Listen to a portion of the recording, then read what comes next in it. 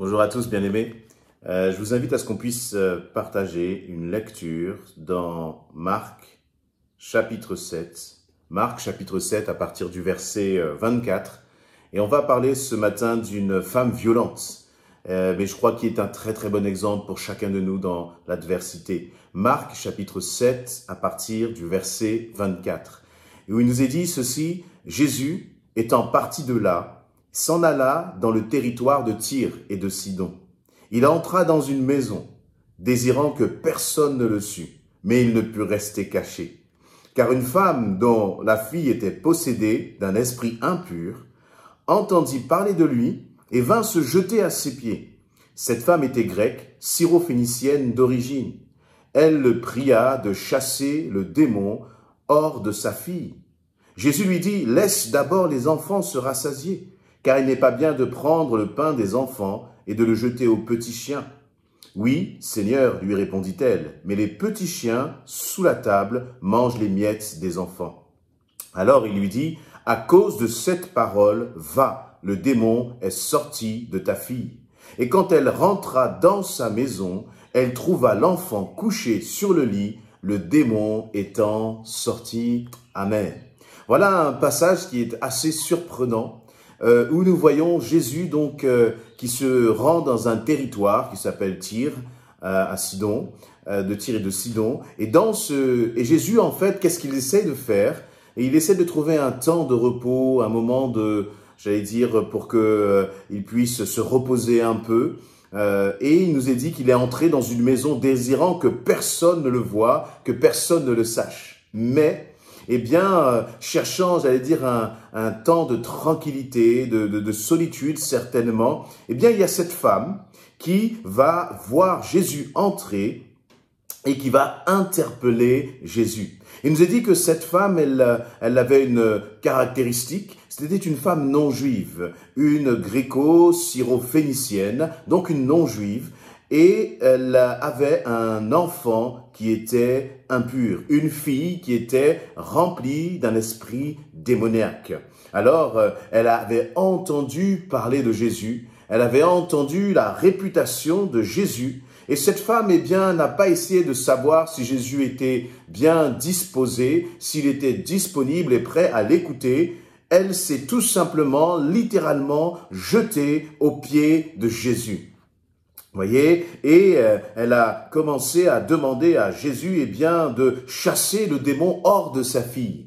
Et Jésus a eu cette remarque, il lui a dit: « Mais laisse d'abord les enfants se rassasier. » Donc très rapidement, je ne vais pas rentrer dans le détail, ce n'est pas l'objet de mon exhortation là, mais Jésus était en train de lui dire: « Moi je ne suis pas venu je suis venu d'abord pour la maison d'Israël, je suis venu d'abord pour les Juifs. » Voyez, il y avait dans le plan de Dieu comme un déroulement extrêmement précis. Dieu s'était d'abord révélé au peuple d'Israël. Non pas que Dieu faisait une distinction, mais il y avait vraiment une progression, un plan dans la façon dont Dieu voulait manifester sa gloire, dans la façon dont Dieu voulait que le salut soit annoncé. Et il avait choisi comme, j'allais dire, une sorte de panel dans l'humanité, en commençant par Israël, à travers toute l'ancienne alliance. Et c'est à Israël qu'il avait fait cette promesse d'un Messie qui serait envoyé. Et c'est donc par Israël que le Messie devait arriver, mais pour ensuite s'étendre à toute l'humanité. Jésus est venu sauver toute l'humanité. Il est venu sauver tous les hommes sans distinction. Mais il y avait un plan il y avait, une stratégie de l'Éternel dans la façon dont il voulait toucher l'humanité. Et c'est pour cela que Jésus va dire: « Moi, je suis venu d'abord pour la maison d'Israël. » Et cette femme ne va pas se laisser arrêter par cette remarque de Jésus. Elle va dire: même si tu es venu effectivement pour nourrir les enfants d'Israël, les petits chiens sous la table mangent les miettes des enfants. Elle a fait preuve d'humilité. Elle a fait preuve là de violence. Une violence dans la forme de la persévérance. Elle était décidée par obtenir la bénédiction de la part de Jésus-Christ. Elle était décidée par ne pas se laisser arrêter. Voyez, et elle a fait preuve vraiment de cette persévérance, je crois, qui devrait nous honorer tous. Ça me rappelle en fait le témoignage de cette femme, me rappelle le témoignage d'un frère qui récemment en fait, qui est qui est extrêmement diminué physiquement. Et ce frère en fait, il a traversé bien des péripéties. C'est un frère égyptien qui a donné sa vie à Christ, qui est venu là en France pour justement se faire soigner. Et il vit dans des conditions qui sont assez difficiles. Et dans cette période-là de Covid, eh bien, il a frappé à toutes les portes pour qu'on puisse l'emmener dans un hôpital afin qu'il puisse avoir des soins pour, j'allais dire, au niveau cardiaque.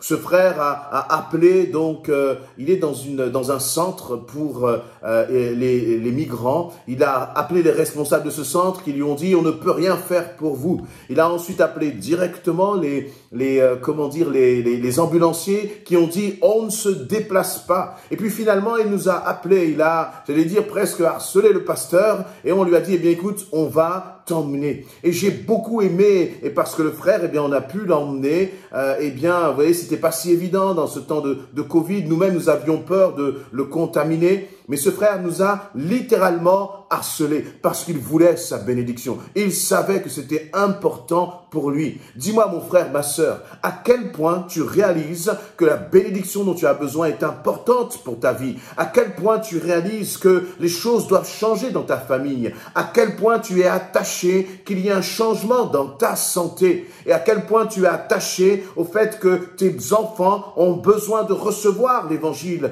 C'est difficile peut-être dans ta maison.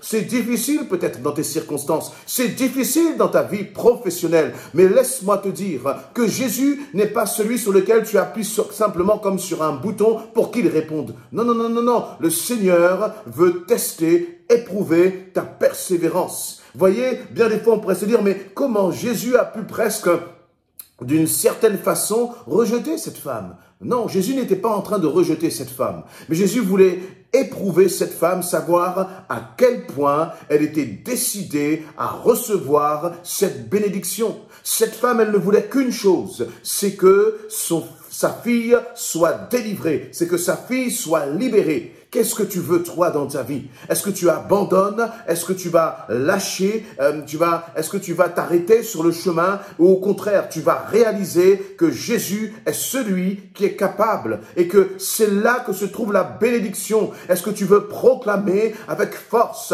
avec autorité, avec violence que rien ne te séparera de cette bénédiction et que tu sais que la bénédiction, elle est en Jésus-Christ? Mon frère, ma sœur, ne te laisse pas impressionner par les circonstances parce que Jésus est la clé. Et vous voyez, j'aime, pour terminer, ce que Jésus va dire à cette femme.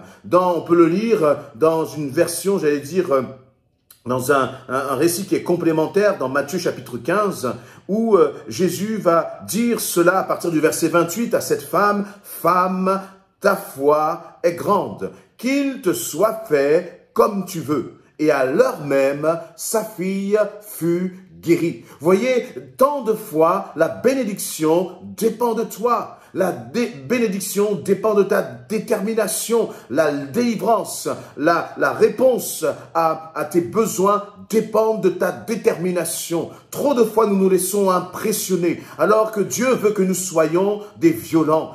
Es-tu un violent? Es-tu une violente en Jésus-Christ? Dites-moi, je vais vous dire que cette femme, elle était loin d'être partante parce qu'elle n'était pas juive, parce qu'elle n'était pas de celles qui devaient recevoir les promesses. Mais peu importe, elle n'a pas regardé à son identité, elle n'a pas regardé à sa nationalité, elle a regardé à deux choses. Un, Jésus-Christ est capable, à lui rien n'est impossible parce que j'ai entendu parler de sa réputation. Et deux, elle a regardé à son problème. Son problème, c'est qu'elle avait chez elle une fille qui était démoniaque. As-tu des enfants dans ta maison qui ont besoin de recevoir la paix de Jésus-Christ? As-tu dans ta maison des enfants qui ont besoin d'être libérés et de délivrés? Quelle est la solution? Il n'y a pas d'autre solution que Jésus-Christ.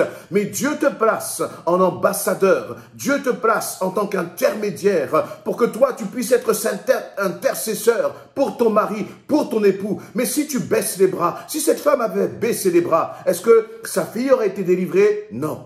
Cette femme a persévéré. Elle a été, j'allais dire, comme arrachée cette bénédiction. Parfois, il y a des bénédictions qu'il faut arracher. Parfois, il faut cesser de pleurer, te lever et de proclamer vraiment la gloire de l'Éternel et de dire, Seigneur, en ton nom, je prends cette bénédiction pour ma vie. Je prends cette bénédiction pour ma famille et je proclame que Satan est terrassé. Que Dieu puisse dire de nous, ta foi est grande. Homme, femme, ta foi est grande. Qu'il te soit fait comme tu veux. Des fois, nous voulons des choses, mais nous les voulons tellement de façon superficielle que rien ne se passe. Alors que là, Jésus a fait qu'il te soit fait comme ta foi, comme tu veux. Seigneur, donne-nous d'avoir cette dimension de violence spirituelle, cette dimension de prière, cette dimension de persévérance, afin que le Père dans le ciel puisse dire, quel que soit ton nom, qu'il te soit fait comme tu veux. Soyez bénis et encouragés, bien-aimés. Amen.